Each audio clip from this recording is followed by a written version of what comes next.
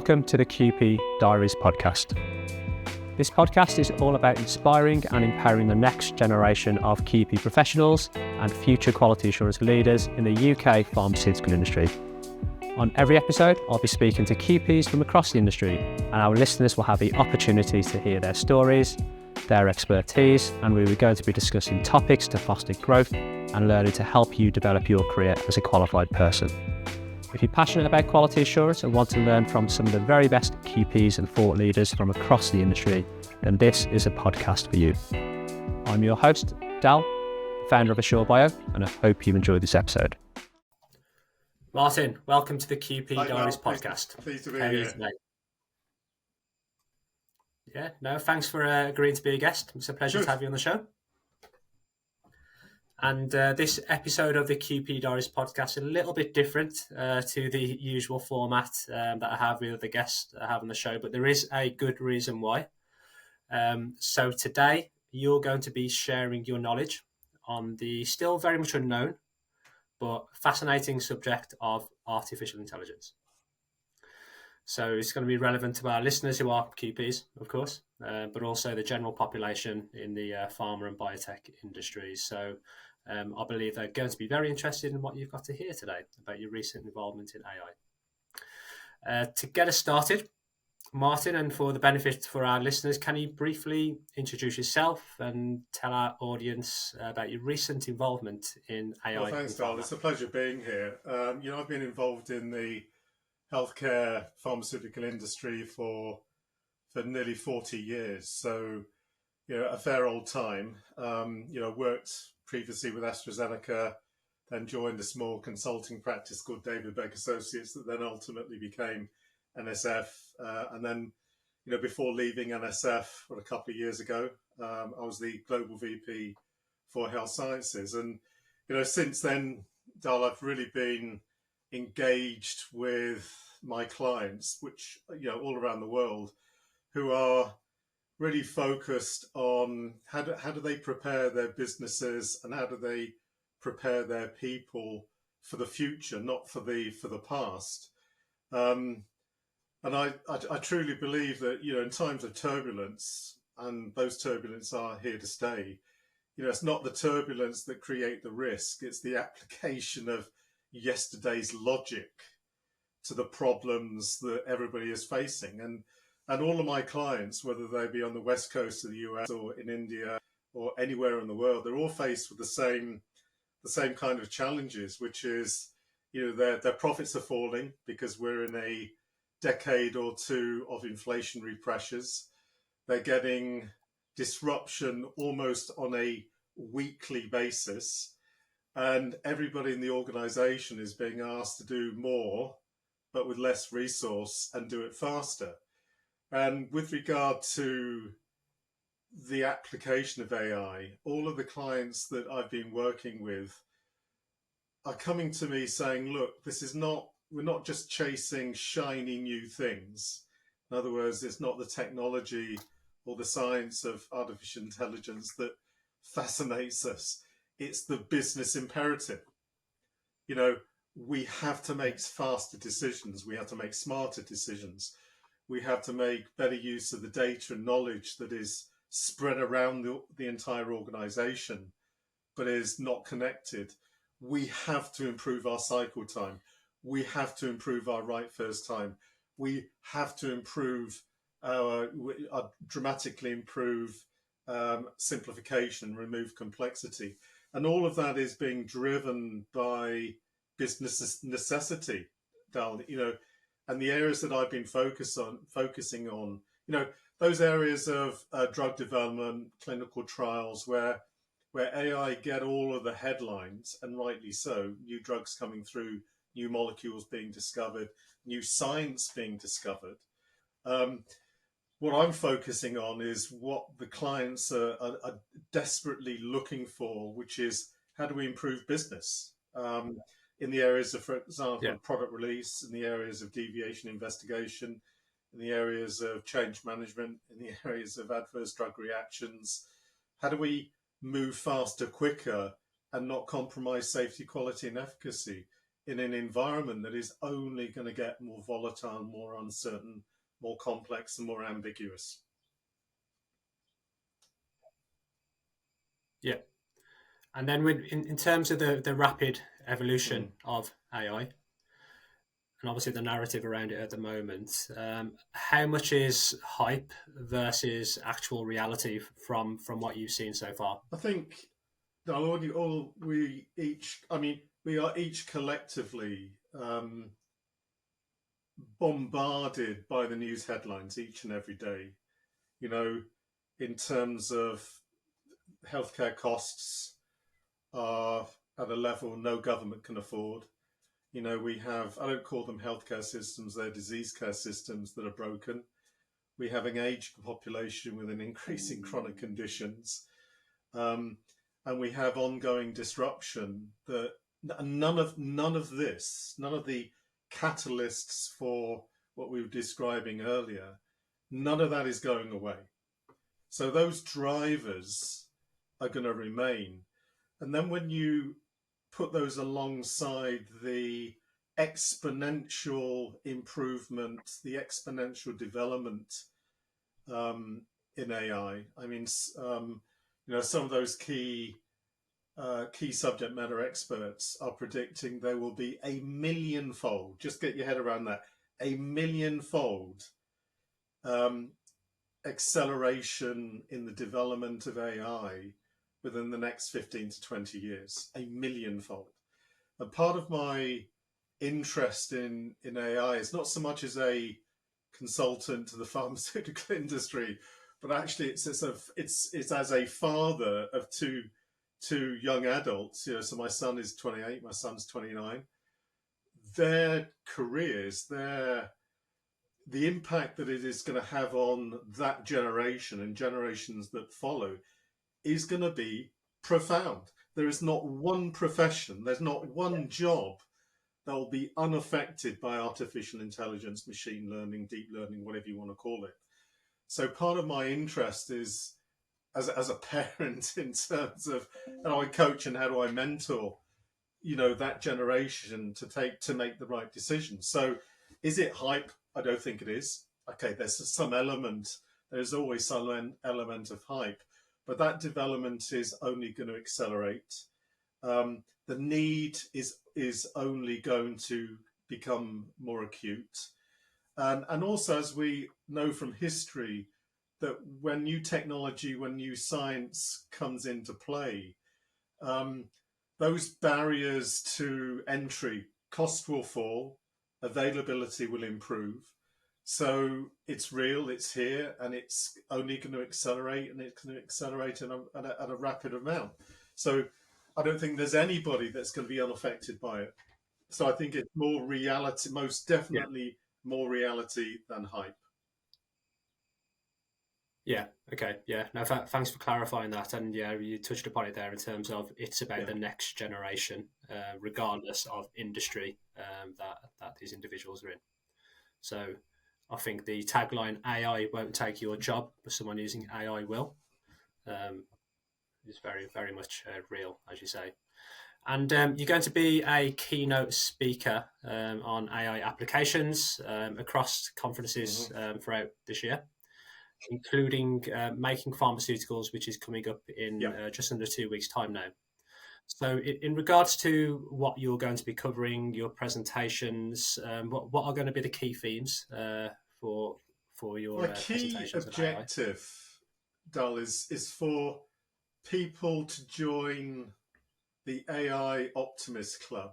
You can either view this from a glass half full or glass half empty perspective. Yeah. I truly believe that we are at a pivotal point in history, a pivotal point in healthcare, and to be partnered with AI in, all of the people that you and I know that join the pharmaceutical industry, a vast majority of them are driven by the desire to bring medicines to patients faster, quicker, cheaper. Yeah. So we're all motivated by that. And I think what I want really people, I really want people to be encouraged by what it can offer, because we each have a choice. Number one, we can either ignore it, fine, but bury your head in the sand, pretend it's not happening. Well, you're only going to be at risk if you choose to ignore it. You can say, well, okay, we'll confine it. Well, sorry, but that horse is already bolted. You can't confine artificial intelligence. You can partner with it, or you can defer to it. Now, out of those four options, the best, the safest option from my perspective is that we need to learn how to partner with it. And with the clients that I've been Yeah. working alongside, and during the conference, not just this conferences, but I'm speaking at 3 or 4 conferences through the year on exactly the same subject. That is, how do we stay relevant in the GXP environment? How do you stay relevant in the age of artificial intelligence? The answer is you've got to learn how to partner with it.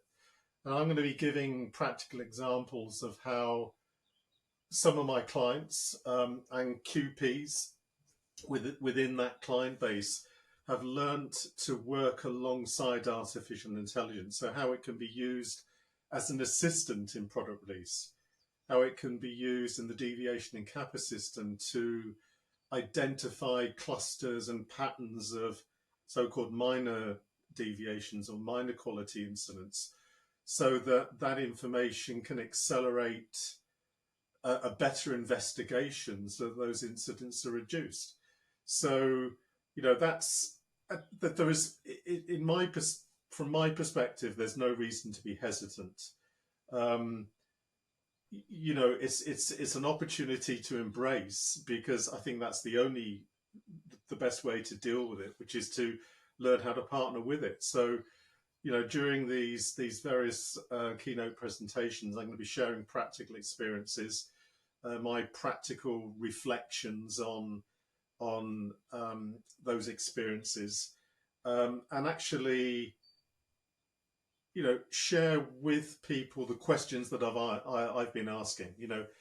And for me, it's Yeah. about how do you be the common sense person in the room? How do you ask, amongst all these data scientists, how do you ask those common sense questions? So I'm going to be sharing with people, how do you identify the design intent?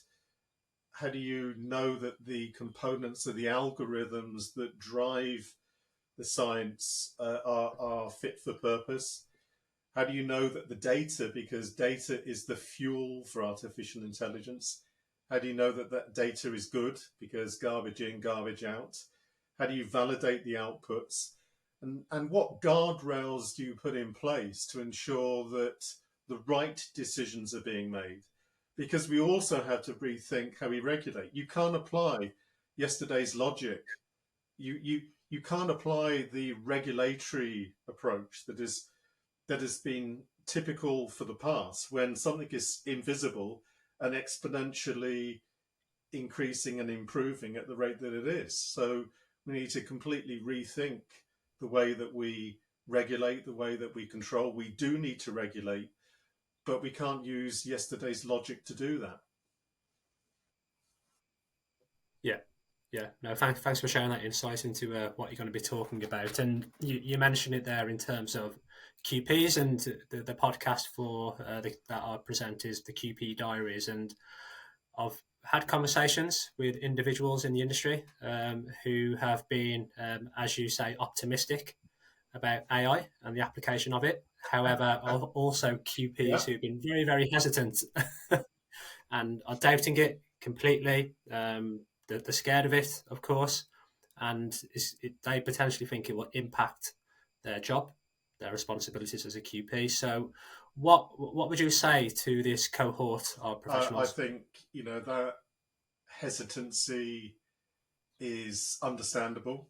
When anything new comes along, not just new, but this is dramatically new. We're going through the AI revolution. It's not going to be the same as the agricultural revolution. It's not going to be the same as the industrial revolution. It's going to be even more dramatic than those two combined. So I think that hesitancy is a natural reaction. Um, and what I'd be saying to people is, look, it's that old saying, you understand more so that you fear less. A lot of these books at the back, are on artificial intelligence and data mining and all that kind of stuff. Because my objective is to understand more so that I fear less, but then to translate that understanding into common language that people can understand. And frankly, if I can understand it, anybody can understand it. So I think that hesitancy is a natural reaction. But I think by agreeing to partner with it rather than resist it, rather than to wait for what regulators will say about it, because if you're going to be waiting on a heck of a long time for that. So I'm hoping the sessions that I present and the follow-up, and we'll discuss that in a minute, is going to put people's mind at rest. And I'll just give you some practical examples where I've been working with quality professionals who were hesitant at the start, at the end of the various projects on the use of AI in batch release, the use of AI in deviation investigations. They actually became AI optimists because they actually saw that this is going to facilitate, this is going to help. It has improved right first time dramatically. It has improved cycle time at batch release dramatically. It has reduced repeat deviations dramatically. And in doing all of those, it's actually released QPs from the shackles of batch release. I can remember, long hours in the product release office, to allow those QPs to actually be out of the office and to actually be engaged in driving continuous improvement, actually be better engaged with education and development, actually be more engaged with prevention activities rather than firefighting. And in most cases, not all, but in most cases, those qualified persons, those quality professionals have actually kind of looked at AI genuinely as a partner that facilitates their professional duties in accelerating and getting good product, safe product, compliant product to patients faster, more efficiently, and cheaper. Yeah, they're the absolute positives which every QP sort of breathes throughout their career. So yeah, no, thanks for sharing that, Martin. And as you mentioned, it's a critical time that we're all in at the moment. So as you say, I think now is the time to partner with AI. And for those who can't attend the conference in a couple of weeks' time or conferences later in the year, how would you advise them to get more information? Well, look, at the end of certainly the Making Pharma conference, we're going to be, I'm sure there's going to be lots of questions. There's going to be lots of concerns raised. Yeah. Excuse me. And what I think you and I have agreed to do is we'll look at those questions after the conference and maybe, have another session where we field those questions, we answer those concerns. So there'll be that. But, if anybody ever wants to just, drop me an email if they want, I'll be, if people want to see my slide deck that I'll be presenting at that conference, I'm more than happy to send them that slide deck. We're endeavoring to record that presentation because the slide deck in isolation doesn't really convey too much without the explanation, without the narrative. So we will be endeavoring to record that session. So, hopefully it will start to engage. My objective is to engage people. My objective is to acknowledge their hesitancy and their concerns, which are natural, but to allay those by just giving them examples, giving them practical guidance on real life experience rather than textbook, rather than theory, but to actually say, look, this is how it's worked. This is where it went wrong on occasions, but this is where it succeeded. And all you need to do is just do the same thing. But it starts with having that open mind, which is, look, I have to engage. I have to partner. Yeah. Here are the benefits. You can't confine it. You certainly can't defer to it. In other words, just allow AI to be the decision maker. We cannot allow that to happen. So for me, you can't ignore it. You can't confine it. You can't defer to it. The only option is you have to learn to work alongside it. And if you're not doing it for yourself, do it for your children, do it for the next generation, because this is going to have a profound impact on their career choices and their life decisions. Yeah, absolutely. Yeah. And if people are at the event, you're going to be, I believe, stand 121 with Mukesh from QP. So if anyone wants to catch you there, they may be able to find you on that stand. Yeah, brilliant. All right, excellent, Martin. Well, that's it for now. So thank you for being a guest on the QP Diaries podcast. As I said, it's been a pleasure speaking to you, and I very much look forward to seeing your presentation in person. Thanks, Dal. Making Pharma. A huge thank you to our special guest and to our listeners for tuning into the QP Diaries podcast. We hope you've enjoyed the show. As the founder of AssureBio, we created the podcast to support our wider quality assurance community, which aligns to our dedicated offering as a recruitment agency to the pharmaceutical and biotechnology industry across the UK. We have over 10 years of experience exclusively focused on recruiting senior quality assurance leaders and QPs. If you want to learn more about AssureBio's recruitment services, or if you would like to be a guest on the podcast, then please don't hesitate to contact me. Thank you.